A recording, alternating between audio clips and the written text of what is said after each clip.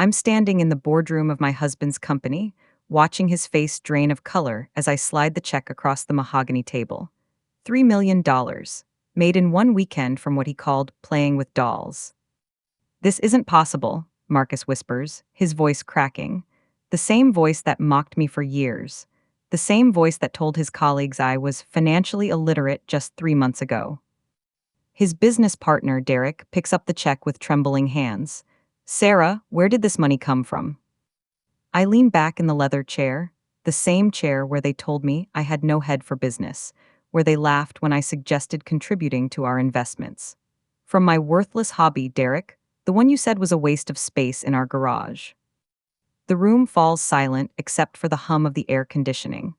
I can see the panic in Marcus's eyes as the realization hits him. 3 months ago, he filed for divorce, claiming I contributed nothing to our marriage financially. He froze our accounts, moved in with his secretary, and told everyone I was dead weight. What he didn't know was that, while he was busy betraying me, I was building something he could never understand. Something that started with a single vintage Barbie I bought at a garage sale for 50 cents when I was 28.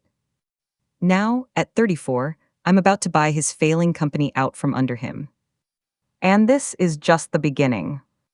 Let me tell you how a collection everyone called worthless became my ticket to freedom, and how the people who dismissed me are now begging for my help.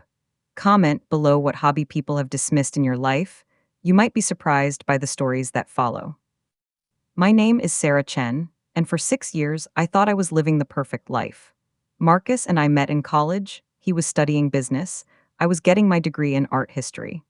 Back then, he loved how I could spend hours analyzing the craftsmanship in a single painting, how I could see beauty in things others overlooked. That changed pretty quickly after we got married. Sarah, we need to talk about your spending, became his favorite phrase. This usually came after I'd bought something for my collection, a vintage doll, a rare accessory, sometimes just a beautiful dress I'd found at an estate sale. It's an investment, I'd explain, showing him the research I'd done, the price comparisons, the potential value. But Marcus would just shake his head. Honey, toys aren't investments. Stocks are investments. Real estate is investments. Playing with dolls is. He'd trail off, but I could see it in his eyes, childish, embarrassing. I worked part-time at a local museum, making barely enough to cover my personal expenses. Marcus handled all our finances, the mortgage, investments, retirement planning. He made good money as a marketing director, and I convinced myself that my role was to support him, to make our home beautiful, to pursue my interests on the side. My interests lived in our garage, carefully arranged on custom shelving I'd built myself. Vintage Barbie dolls, primarily from the 1960s and 70s. Not the played-with ones you'd find at yard sales, but pristine examples, many still in their original packaging. I had a system for cataloging them, tracking their condition, monitoring market values. Marcus's friends thought it was hilarious. Sarah's still playing with Barbies, Derek would joke at dinner parties. At least she's not expensive to entertain. I'd smile and change the subject, but inside, I was keeping detailed spreadsheets. I knew that a 1965 American Girl Barbie in mint condition had sold for $8,000 last year. I knew that certain limited editions from the 1990s were appreciating faster than the stock market. I knew things they couldn't see. But knowledge without respect is just noise. You need to grow up, Marcus said one evening, finding me carefully photographing a rare midnight red Barbie I'd acquired from an estate sale. We're trying to buy a bigger house, and you're spending money on toys.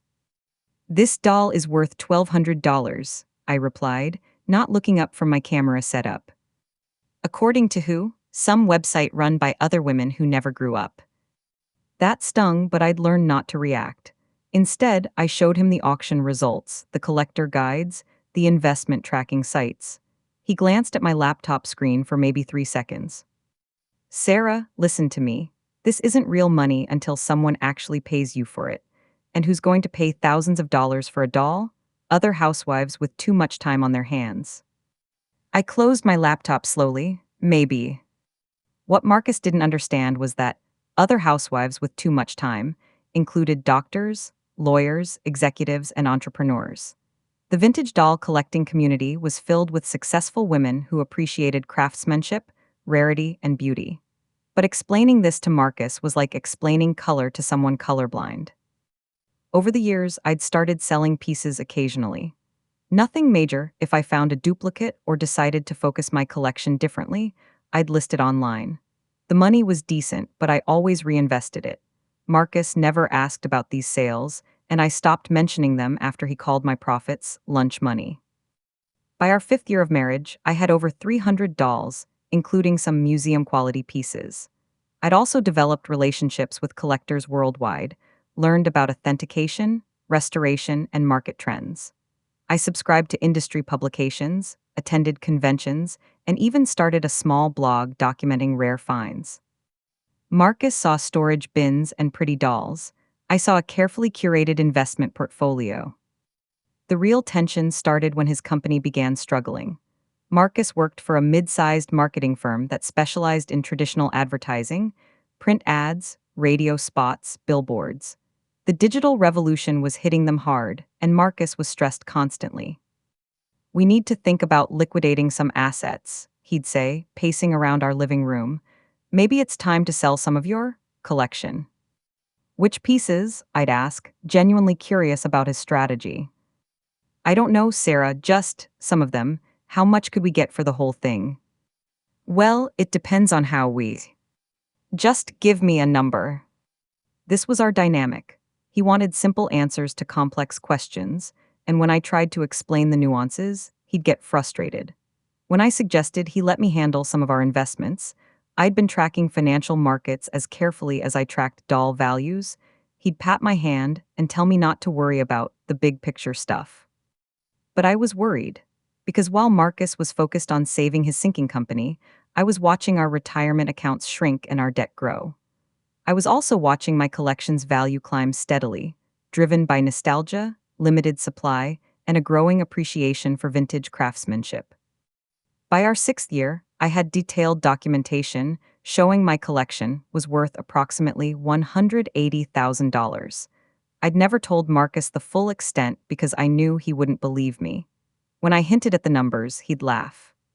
"Sarah, you can't count money you don't have. Those are just things, pretty things, but things." Meanwhile, his colleagues at work started treating me differently.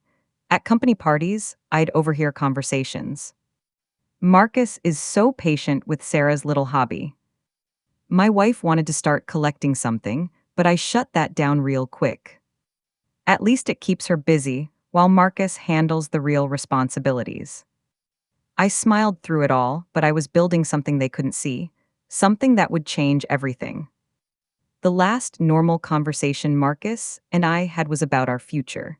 He'd been passed over for another promotion, and his company was talking about layoffs. "I think we need to be more aggressive with our savings," he said, spreading financial documents across our kitchen table. "Cut back on discretionary spending, focus on necessities." "What about diversifying our investments?" I suggested, sitting down beside him. "Sarah, I appreciate you wanting to help, but this is complicated stuff. Let me handle it. I've been reading about..." "Honey," he put his hand over mine. "I know you mean well, but investment strategies aren't like organizing your dolls. There's real money at stake here." That night, lying in bed, I realized something had shifted. For years, I'd been seeking his approval for my passion, trying to prove that my interests had value in terms he could understand. But Marcus would never see me as anything more than his wife who played with expensive toys. What I didn't know was that he'd already decided I was dead weight. That while I was carefully building something beautiful and valuable, he was planning to cut me loose entirely.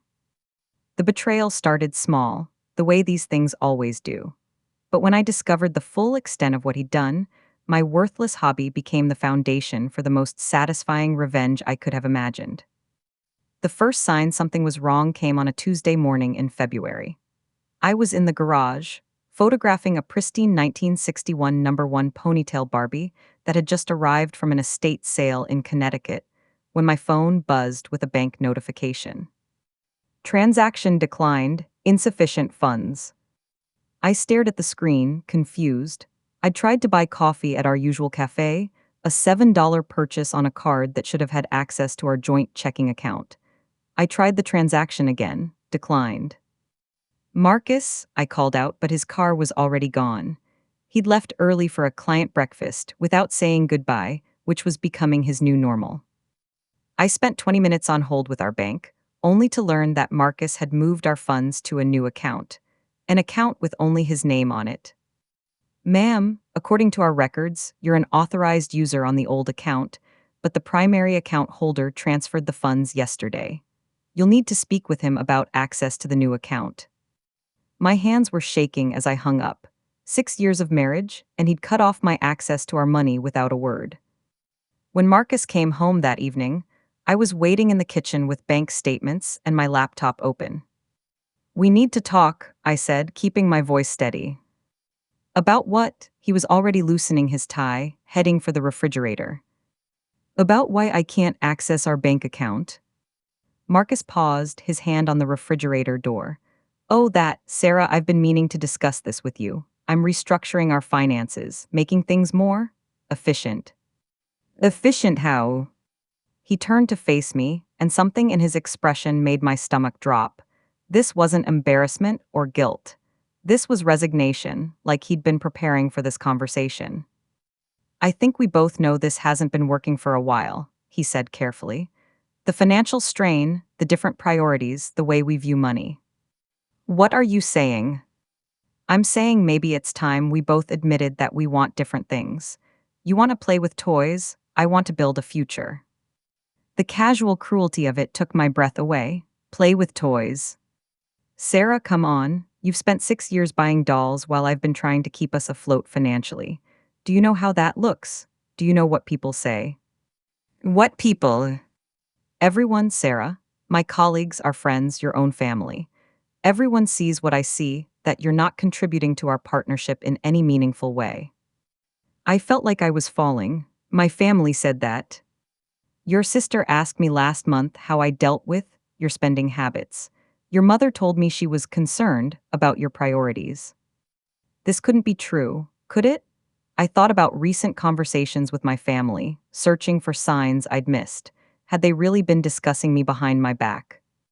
I want to see the new account statements, I said quietly. And Sarah, I want to see where our money is going if I'm such a financial burden. Marcus sighed like I was being unreasonable. Fine. He pulled out his phone and showed me a banking app.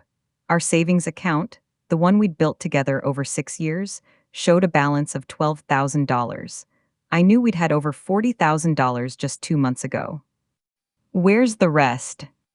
Invested, properly invested, in my name, so there's no confusion about financial responsibility going forward. Going forward.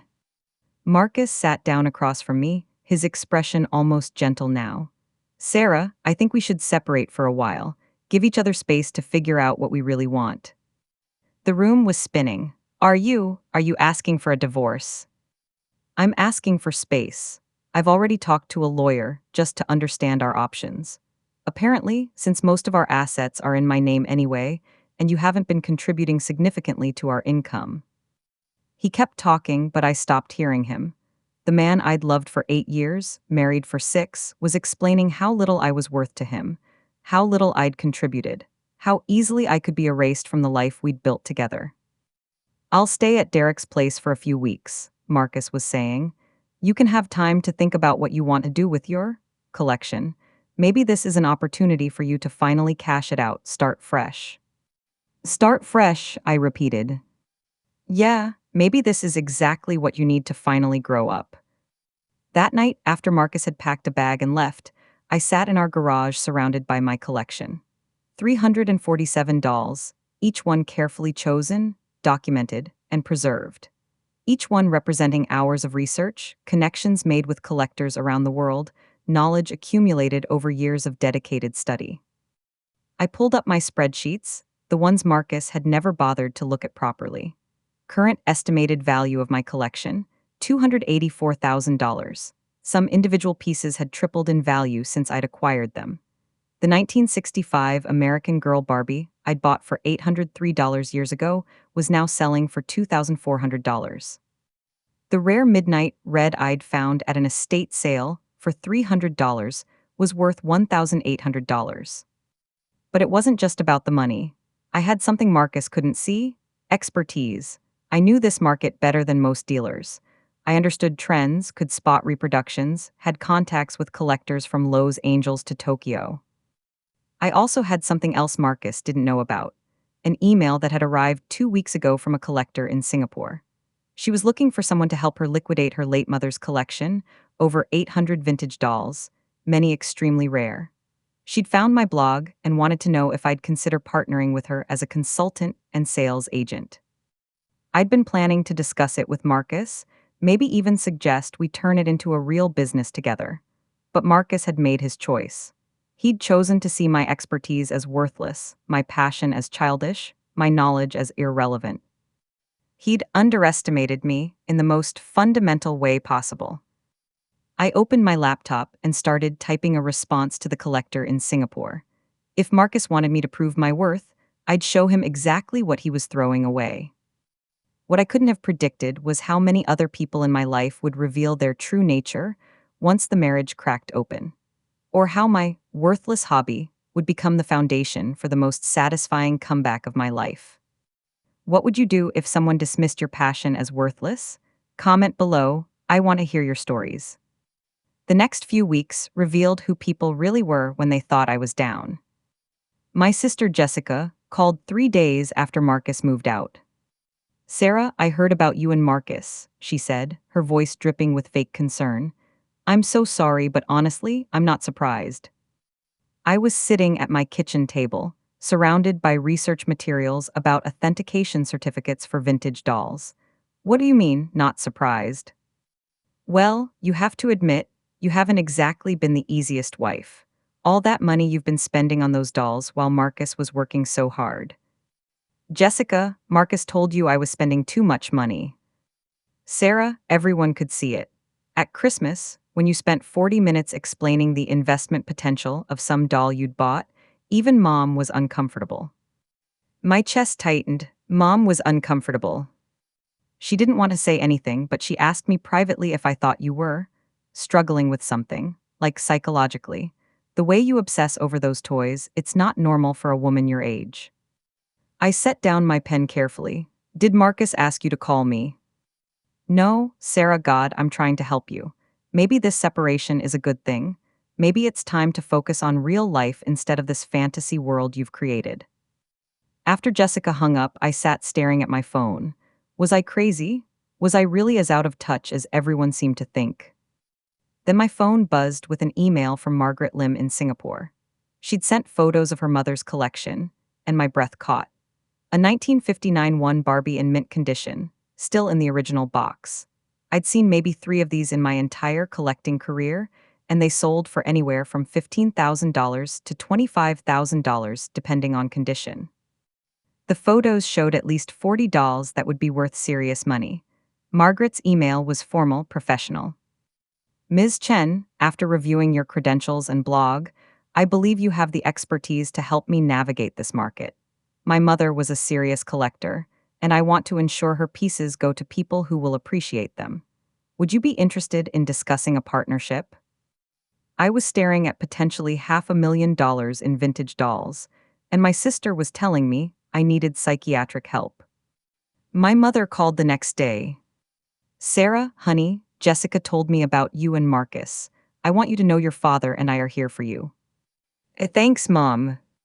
"But Sarah, I also think this might be a good time for some honest reflection about your priorities, your spending habits. Maybe this is a wake-up call." "My spending habits?" "Well, yes, Marcus showed us some receipts when he was asking your father for advice about your marriage. Honey, $3,000 for a doll? Even your father was shocked." My blood went cold. "Marcus showed you receipts from my purchases?" "He was worried about you, Sarah. We all were. That kind of compulsive buying, it's not healthy." "Mom, that wasn't compulsive buying. That was a 1965 American Girl Barbie with original accessories. It's worth twice what I paid for it now." "Sarah, listen to yourself. You're talking about a toy like it's a stock investment." "Because it is an investment." Honey, please. Marcus explained how these things work. There's no real market for used toys. People online might list them for thousands of dollars, but that doesn't mean anyone actually buys them. I realized Marcus had been poisoning my family against me for months, maybe years. Sharing selective information, painting my carefully researched purchases as impulse buying, framing my expertise as delusion. Mom, I need to go. Sarah, wait, I want you to consider coming home for a few weeks. Getting some distance from all those dolls might help you think more clearly about your marriage. After she hung up, I called my best friend from college, Amy. Sarah, I was just thinking about you. How are things? Actually, not great. Marcus and I are separated. So, no, what happened? I gave her the basic version: growing apart, financial stress, different priorities. I'm sorry, but I have to ask, Amy said after a pause. Is this about your doll thing? My heart sank. My doll thing. I mean, when you visited last year, and you spent an hour at that antique shop looking at vintage toys, Marcus seemed really frustrated. He mentioned that it was becoming a problem. He discussed our marriage problems with you. Not problems exactly, just he was worried about you, about how much time and money you were putting into collecting. Sarah, I love you, but as your friend, I have to say, $3,000 for a doll does seem excessive. Amy, I've never told you how much I spend on my collection. Marcus mentioned it when he called me last month. He wanted advice about how to talk to you about scaling back. Marcus had called my best friend, had discussed my finances, my purchases, my mental state, had built a narrative where I was the problem, the financial drain, the one who needed to be managed and controlled. I was starting to understand the scope of his betrayal. Amy, I have to go. Sarah, wait, I know this is hard, but maybe Marcus is right. Maybe this is a chance for you to refocus on what's really important. That evening, I drove to my parents' house. I needed to see them face to face to understand what Marcus had told them. Sarah, my father hugged me, but I could see the concern in his eyes. How are you holding up? I'm okay, Dad. I wanted to talk to you and Mom about what Marcus has been saying. My parents exchanged a look that confirmed everything.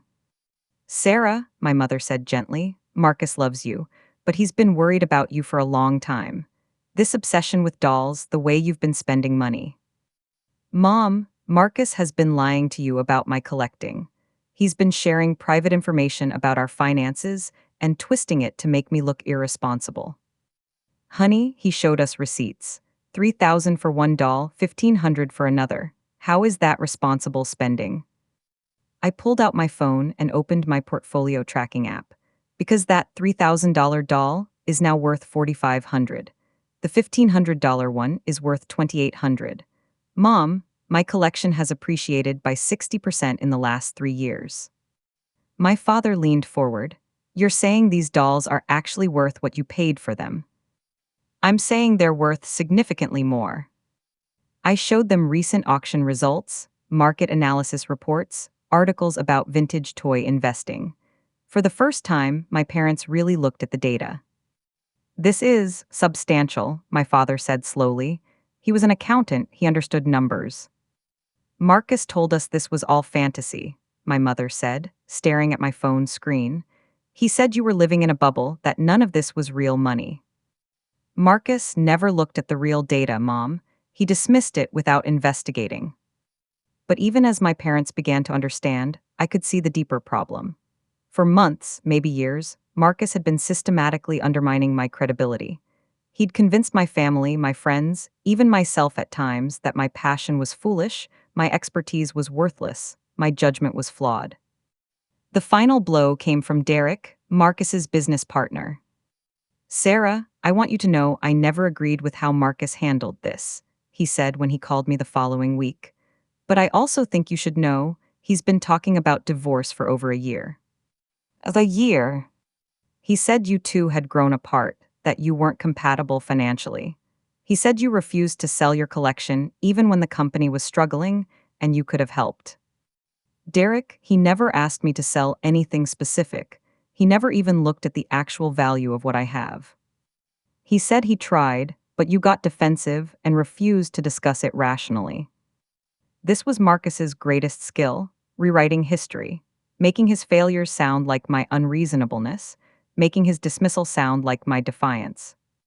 Derek, has Marcus told you he's been moving our money around without telling me?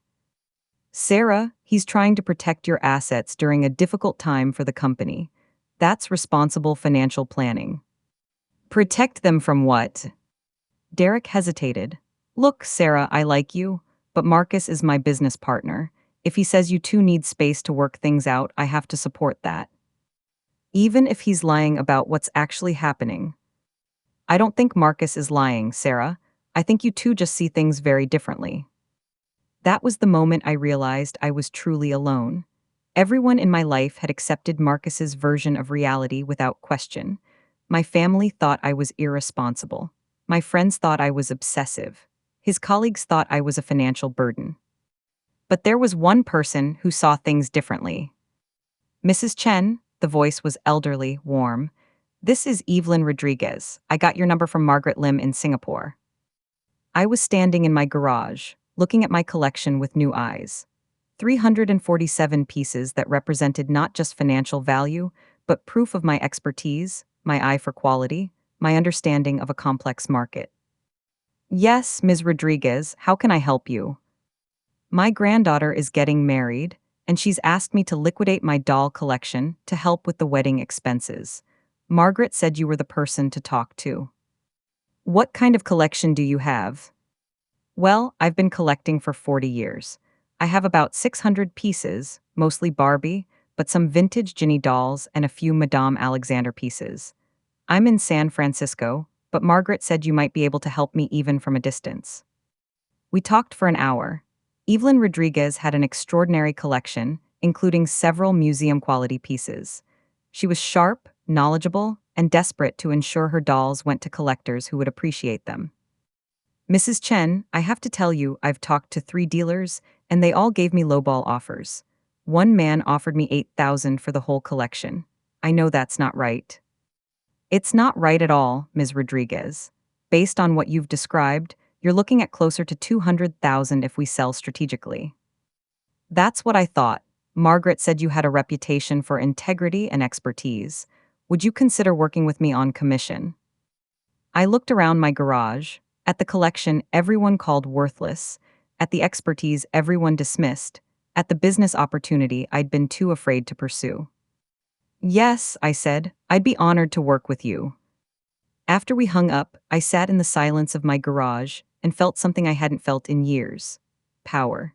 Not the power that comes from being right about something small, but the power that comes from being right about something that matters. Marcus had spent years convincing everyone that my judgment was flawed, my interests were childish, my contributions were meaningless. But 3 women, Margaret, Evelyn, and me, were about to prove him spectacularly wrong. The people who truly knew me were halfway around the world. The people who lived with me every day had chosen to see me through Marcus's eyes. That was their mistake. Have you ever had someone close to you dismiss something you were passionate about? Tell me in the comments, because what happened next changed everything. 2 months later, I was sitting across from Marcus in a coffee shop downtown, watching him try to process what I'd just told him. You made how much? $87,000 in 6 weeks. Marcus's face was pale. That's not possible. I slid my laptop across the table, showing him the bank statements from my new business account. Margaret's collection brought in $62,000. Evelyn's pieces are still selling, but we've already cleared $25,000. Commission rates vary, but I'm averaging about 30%. Sarah, this has to be some kind of mistake. Or scam. People don't make this kind of money selling toys. People do make this kind of money selling vintage collectibles to informed buyers who understand their value. I'd spent the last 6 weeks working 18-hour days. Photographing, researching, writing detailed descriptions, coordinating with international buyers, managing auctions, handling shipping logistics. It was the hardest I'd ever worked in my life and the most rewarding. But where are the buyers? Who's paying these prices? Collectors, museums, private investors. Marcus, there's an entire global market for this. I've sold pieces to a doctor in Switzerland, a tech executive in Seoul, a retired banker in Toronto who's building a museum display. Marcus stared at the numbers on my screen. If this is real, if you could actually make this kind of money, why didn't you tell me? I tried to tell you for 6 years. You called it playing with toys. But you never showed me numbers like this. Because you never let me finish explaining before you dismissed it. I could see him calculating, trying to figure out how this changed things between us. Sarah, this is incredible. Do you realize what this means for our future? For the company? What company, Marcus? My company, Derek's and my company. With this kind of income potential, we could really expand, maybe get into the collectibles market ourselves. I closed my laptop slowly.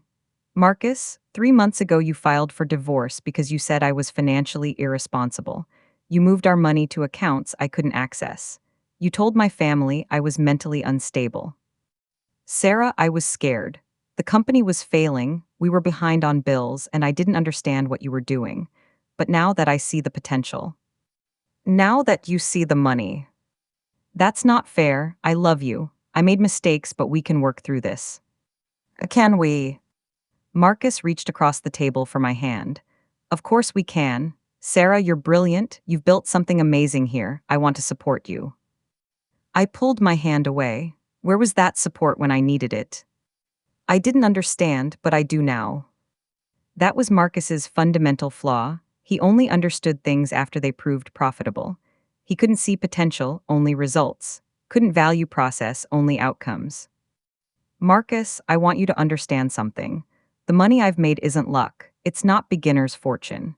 It's the result of 6 years of study, relationship building, and market analysis that you dismissed as a hobby. So I know that now. Do you? Because 2 months ago, you told Derek that I refused to sell my collection to help with company expenses. But you never asked me to sell anything specific. You never looked at what I actually owned or what it was worth. Marcus shifted uncomfortably. I was trying to keep work stress separate from our marriage.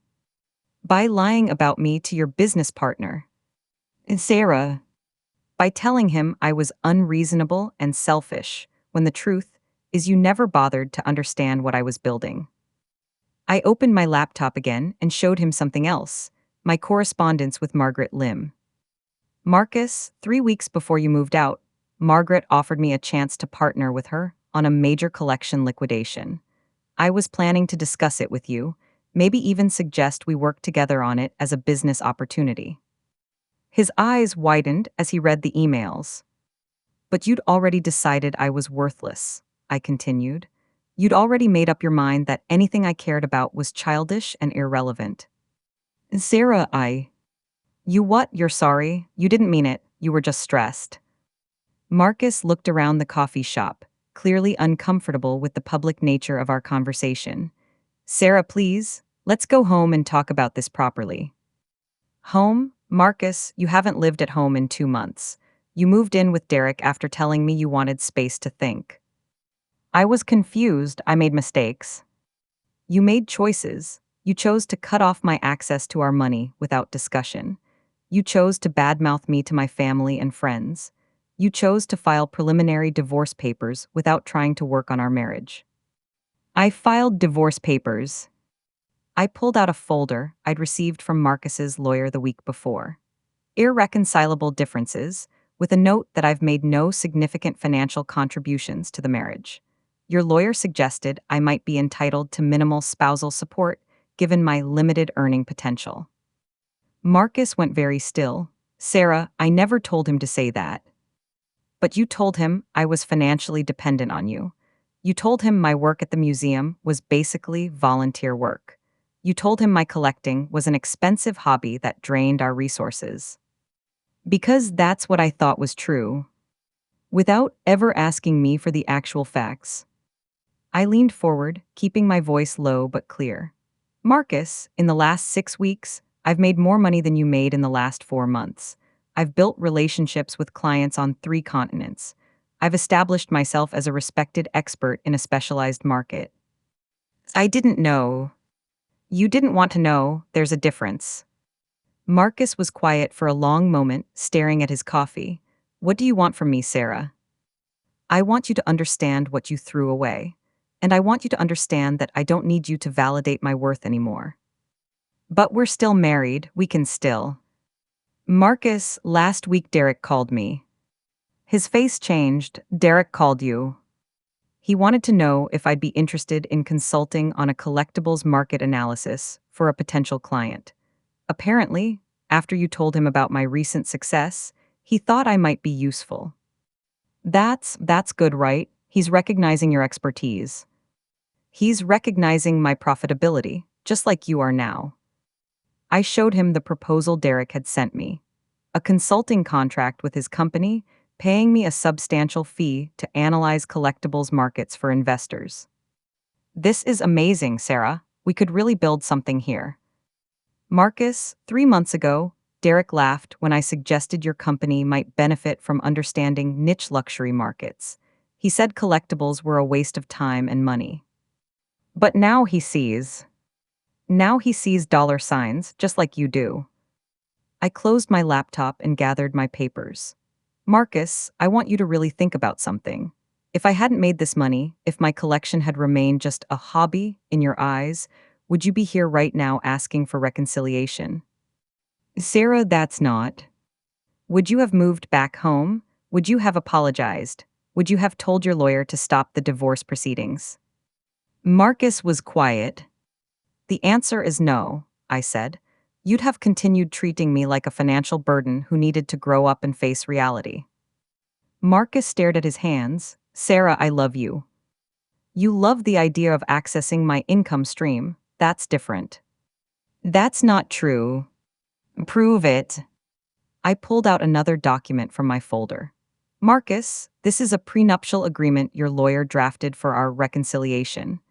It specifies that any income I generate from my consulting business would be considered marital property, managed jointly.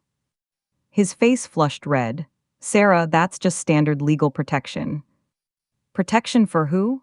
This agreement gives you control over my business decisions and client relationships. It essentially makes you my business partner without requiring you to contribute expertise, contacts, or startup capital. I was trying to protect both of us. You were trying to control something you finally realized was valuable. I stood up, gathering my things. Marcus, 6 months ago, if I'd told you I wanted to start a collectibles consulting business, what would you have said? He was quiet. You would have told me it was unrealistic, that I didn't have business experience, that I should focus on finding a real job instead of chasing fantasies. Maybe, but not maybe, definitely. Because that's exactly what you said when I suggested I could help with your company's financial planning. That's exactly what you said when I offered to research investment opportunities for our retirement. Marcus looked up at me, and I could see he was finally understanding the magnitude of what he'd lost. The woman you married 6 years ago had expertise you never bothered to recognize. She had insights you never bothered to explore. She had potential you never bothered to nurture. And Sarah, please. That woman would have shared everything with you, would have built this business as our business, would have seen your success as her success. I put on my jacket, but that woman doesn't exist anymore. The woman sitting across from you now understands her worth, and she doesn't need your permission to pursue it. Where does that leave us? I looked at Marcus, really looked at him. The man I'd loved for 8 years. The man who'd made me doubt my own judgment, question my own value, apologize for my own interests. It leaves you with a choice, I said. You can sign the divorce papers I'm having my lawyer send over, which include a fair division of our actual marital assets, the house, the legitimate savings, your retirement account. Or you can fight it, and I'll demonstrate in court exactly how much my worthless hobby has contributed to our household income potential. You're threatening me. I'm offering you dignity, take it. I walked toward the door, then turned back. Marcus, one more thing. My lawyer will be sending Derek a cease and desist letter regarding his consulting offer. My business relationships aren't available for your company to exploit. Sarah, you can't be serious. I'm completely serious. You had 6 years to partner with me when partnership meant something. Now it's too late. As I drove home, I thought about the conversation I'd had with Margaret Lim the night before. She'd called with another opportunity, a collector in London who needed help establishing market values for insurance purposes. Then another call from a museum in Chicago, interested in acquiring specific pieces for an upcoming exhibition. Word was spreading in the collecting community. Sarah Chen wasn't just a hobbyist anymore. She was becoming a recognized expert, a trusted dealer, a woman who understood both the emotional and financial value of beautiful things. The girl who'd been dismissed for playing with dolls was building an empire that none of her critics could understand, let alone access. And I was just getting started. Rate this turning point from 110, because what happened next made everything else look like practice. 6 months after our coffee shop confrontation, I received an unexpected phone call. Ms. Chen, this is Patricia Wells from First National Bank. I'm calling about a business loan application from Marcus Chen. You're listed as a reference. I was in my new office. I'd converted our formal dining room into a workspace, complete with professional lighting for photographing pieces and a secure area for storing high-value items awaiting sale. I'm sorry, Ms. Wells, but Marcus and I are divorced. I can't serve as a reference for his business loans.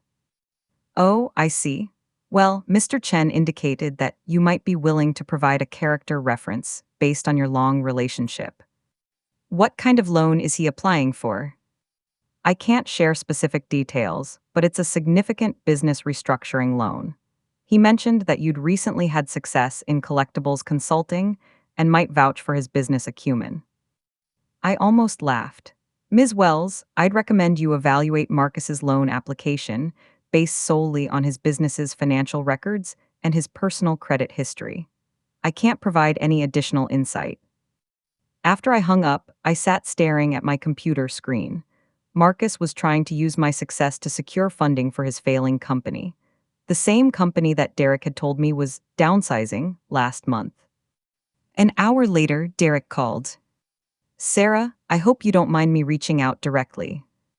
What can I do for you, Derek? I understand you've been incredibly successful with your consulting business. Congratulations. Thank you. I also understand that Marcus reached out to you about potentially reconciling. That conversation is between Marcus and me. Of course, but Sarah, I wanted you to know that the company is going through a really difficult time right now. We've lost several major clients, and we're looking at significant downsizing. I waited for him to get to the point. I know things ended badly between you and Marcus, but I wondered if you might consider some kind of business partnership. Your success in the collectibles market suggests you have real business skills. What kind of partnerships? Well, we're exploring pivoting into luxury consulting. High-end collectibles, art authentication, that sort of thing. We'd love to have someone with your expertise. I leaned back in my chair, amazed. Derek, 2 years ago I suggested your company could benefit from understanding niche luxury markets. You said collectibles were a waste of time. That was before we understood the potential. Before you understood the money. Sarah, that's not entirely fair. We're trying to adapt to market changes. By capitalizing on expertise you previously mocked. Derek was quiet for a moment. Sarah, I know we didn't always take your ideas seriously, but business is about growth, about recognizing opportunities. About recognizing opportunities, you create yourself through years of dedicated work. Well, yes. Derek, I'm going to save you some time. I'm not interested in any business relationship with your company. I'm also not interested in helping Marcus secure loans based on my success. Sarah, I understand you're angry, but I'm not angry, Derek, I'm busy. I have clients in 7 countries, partnerships with 3 auction houses, and more business than I can handle. I don't need what you're offering. But surely you could use our business infrastructure, our client development systems. Derek, in the last month, I've generated more revenue than your company made in the last quarter. Why would I need your infrastructure? After Derek hung up, I returned to the project I'd been working on, establishing authentication standards for a new certification program in partnership with the International Doll Collectors Association. It was detailed, technical work that required exactly the kind of expertise Marcus had dismissed as obsessive attention to irrelevant details. My phone rang again. This time it was Jessica. Sarah, Mom told me about your business success. That's amazing. Thanks, Jess. I have to admit, I never understood the doll thing, but clearly you knew something the rest of us didn't. I tried to explain it to you. I know, and I'm sorry I didn't listen better. Actually, I'm calling because I have a friend who inherited some vintage toys, and she wondered if you might take a look. I'm pretty booked up, Jess, but I can recommend some other consultants. Oh, well, she was specifically hoping to work with you. She said she'd pay premium rates. I paused my typing, premium rates.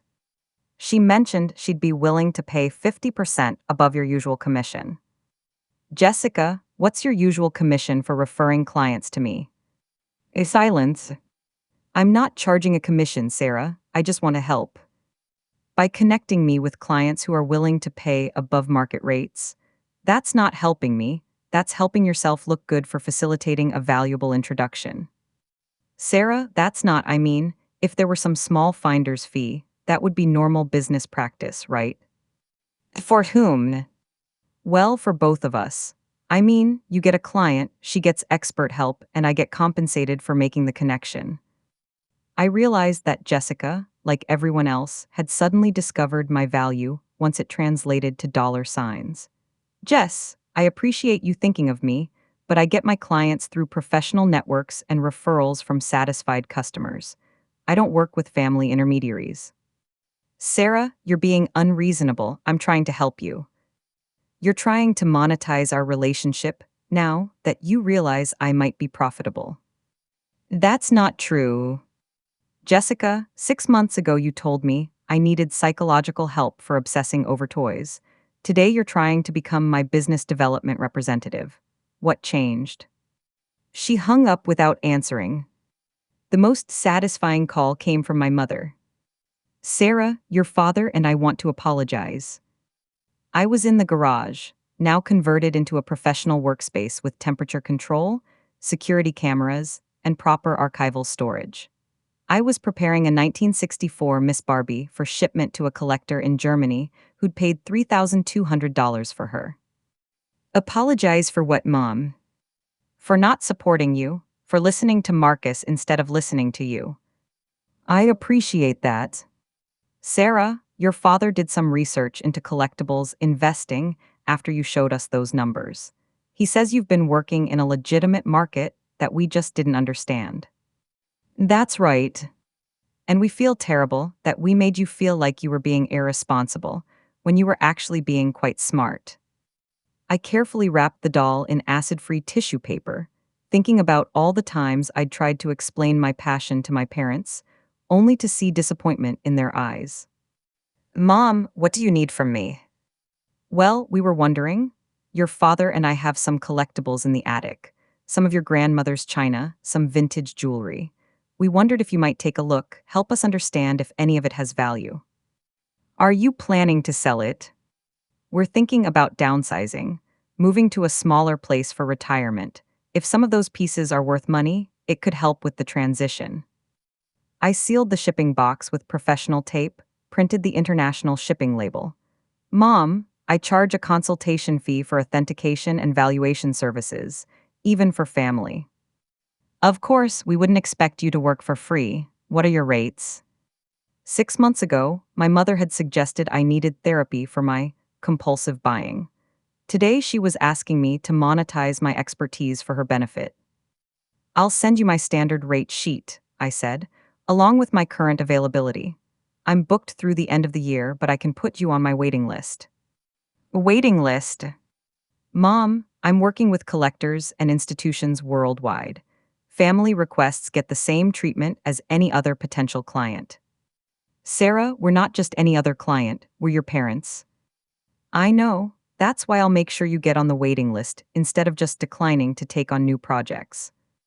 The most interesting development came from an unexpected source, Marcus's company's biggest client. Ms. Chen, this is Rebecca Morrison from Morrison Luxury Brands. Derek Patterson gave me your contact information. I was immediately suspicious. How can I help you, Ms. Morrison? We're looking for expert consultation on luxury, collectibles authentication for insurance purposes. Derek mentioned you've become quite successful in this field. Derek Patterson recommended me. Yes, he spoke very highly of your expertise, said you'd built an impressive business in record time. I pulled up Derek's company website while we talked. Morrison Luxury Brands was listed as their primary client, the account that kept his company afloat. Ms. Morrison, I'd be happy to discuss your needs, but I should mention that Derek's company and I don't have any business relationship. Oh, that's fine. We're looking for independent experts anyway. Derek simply suggested you might be someone worth talking to. We had an excellent conversation. Rebecca was knowledgeable, professional, and needed exactly the kind of specialized authentication services I provided. By the end of the call, we'd outlined a potential contract worth $35,000 over 6 months. After we hung up, I called Derek. Sarah, thanks for taking Rebecca's call. I hope that works out for both of you. Derek, that was your biggest client. Yes, Rebecca's company has been with us for 3 years. And you just referred their business to an outside consultant. Well, not their primary business, just this collectibles project. Their collectibles project that could generate significant ongoing revenue for whoever handles it well. Derek was quiet. Derek, you realize you just handed me a direct relationship with your most important client. Sarah, I was trying to help you and help Rebecca get the expertise she needs. By cutting your own company out of a lucrative project. It's not really our area of expertise. But it could have been if you developed that expertise when I offered to help you do exactly that 2 years ago. I could hear Derek thinking through the implications. Derek, here's what's going to happen. I'm going to do excellent work for Rebecca Morrison. I'm going to exceed her expectations and probably end up with additional projects from her company. I'm going to build a relationship that could last for years. That's great, Sarah. And you're going to explain to Marcus why you just helped his ex-wife secure a business relationship with your biggest client. And Sarah, Derek, this is the free market at work. You had an opportunity to value my expertise when it would have benefited your company. You chose not to. Now you get to watch me build my own success with the resources you helped me access.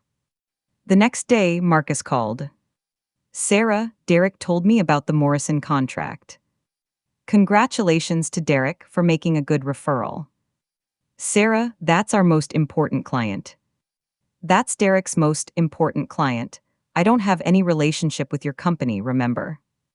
But if Rebecca Morrison likes working with you, she might hire me for additional projects. Yes, that's how business relationships work. Sarah, you're taking food out of our mouths. I paused, holding the phone away from my ear for a moment. Marcus, are you seriously complaining that I'm succeeding in business? I'm saying you're using connections Derek gave you to compete with his company. I'm using my expertise to serve a client who needs services Derek's company can't provide. That's not competition, that's specialization. Sarah, please, Derek's company is hanging by a thread if Morrison starts taking their projects elsewhere. Then Derek should have thought about that before he decided my expertise was worthless. You're being vindictive. I'm being professional. Marcus, if Derek had included me in his business 2 years ago when I offered to help, Morrison Luxury Brands could be working with his company right now. But he chose to mock my knowledge instead of leveraging it. So you're punishing him. I'm not punishing anyone. I'm running my business according to what's best for my clients and my professional reputation. Derek made a choice to refer Morrison to me instead of trying to service them himself. That was his decision. But you know it's killing his company. Marcus, Derek's company is failing because they refuse to adapt to changing markets. They had an opportunity to expand into luxury consulting 18 months ago. they chose not to pursue it. Because we didn't understand the market. Because you refused to learn about the market when someone who understood it offered to teach you. Marcus was quiet for a long moment. Sarah, what do you want from us?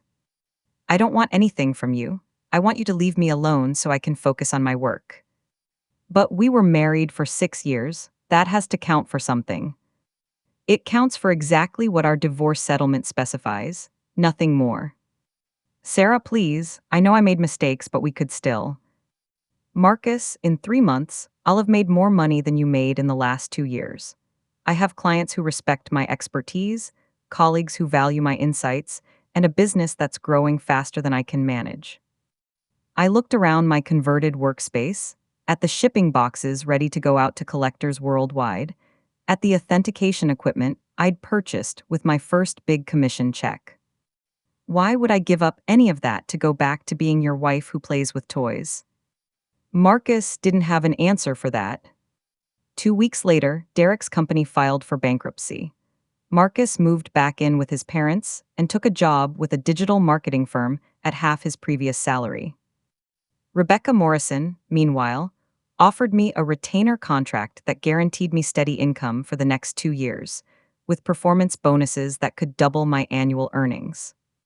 The people who'd dismissed my expertise were now watching from the outside as I built exactly the kind of success they'd told me was impossible. But the real satisfaction wasn't in their failures, it was in my freedom. What's the most satisfying revenge? Proving people wrong or simply succeeding without them? Tell me what you think.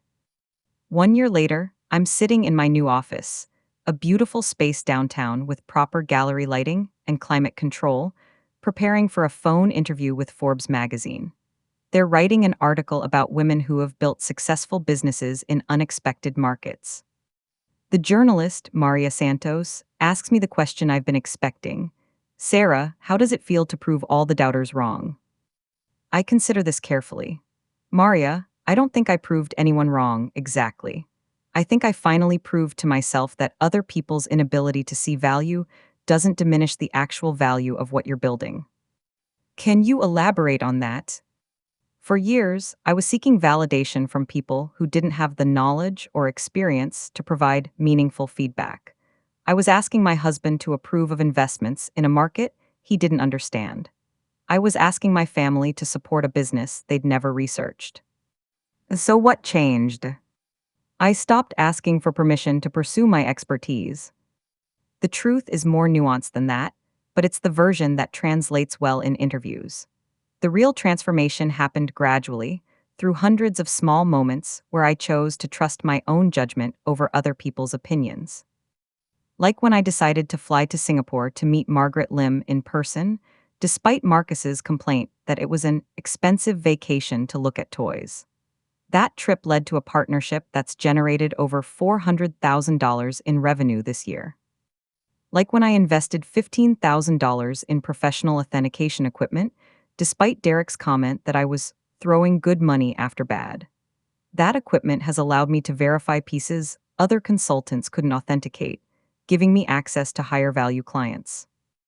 Like when I hired a business attorney to trademark my consulting company name and establish proper corporate structures, despite my mother's concern that I was getting ahead of myself. Those legal protections are now essential as I expand internationally. What advice would you give to women who have expertise that others don't recognize? Maria asks. Stop waiting for recognition, start building anyway. I think about all the women I've worked with this year. Margaret, who turned her mother's collection into a memorial fund for arts education. Evelyn, who used her sales proceeds to travel the world she'd always dreamed of seeing. Rebecca Morrison, who discovered that her insurance authentication project was just the beginning of a much larger business opportunity. These women understood value in ways that transcended simple profit calculations. They saw beauty, history, craftsmanship, emotional significance. They built relationships based on shared appreciation rather than financial necessity. Sarah, do you have any regrets about how things ended with your marriage? I look out my office window at the city below. I regret that it took me so long to understand that seeking approval from someone who can't recognize your worth is a losing game. Do you think your ex-husband regrets his choices? That's harder to answer. Marcus calls occasionally, usually when he's had a few drinks. He talks about how proud he is of my success, how he always knew I was special, how sorry he is that things didn't work out between us. But he still talks about my business like it's something that happened to me, rather than something I built. Like my success was luck rather than the result of knowledge, relationships, and strategic thinking developed over years of careful work.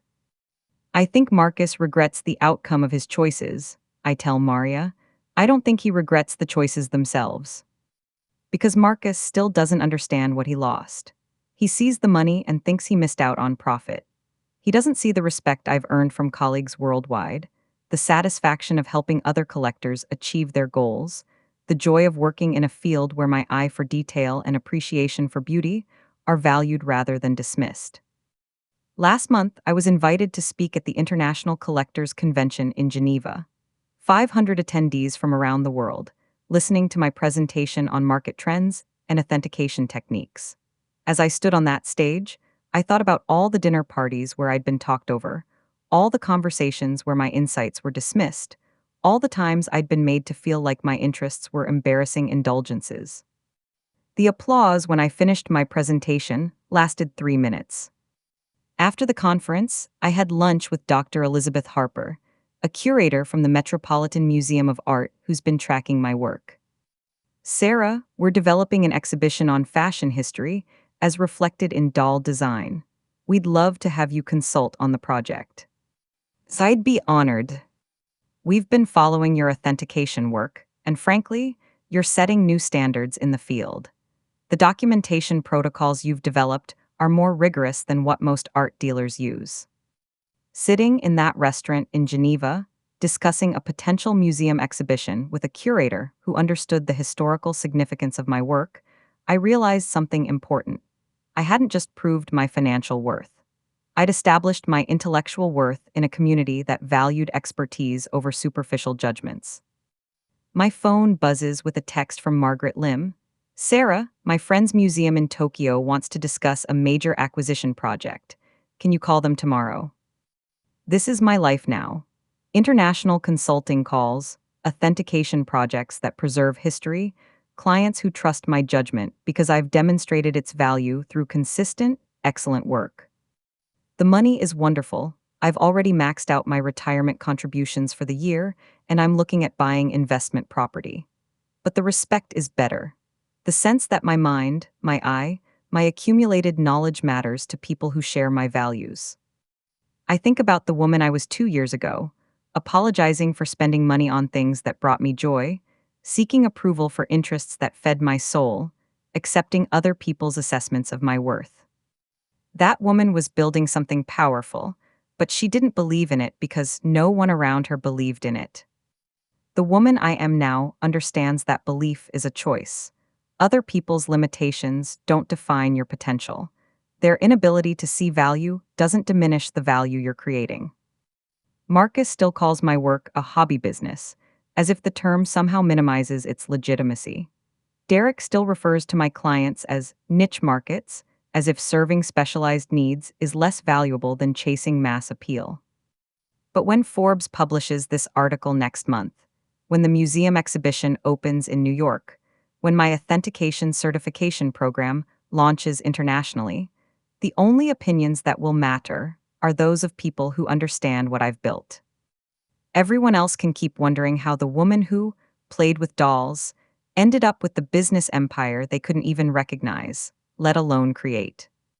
Final question, rate this story from 0 to 10 and tell me, what passion project are you building that others don't understand yet? Because your expertise might be more valuable than you realize.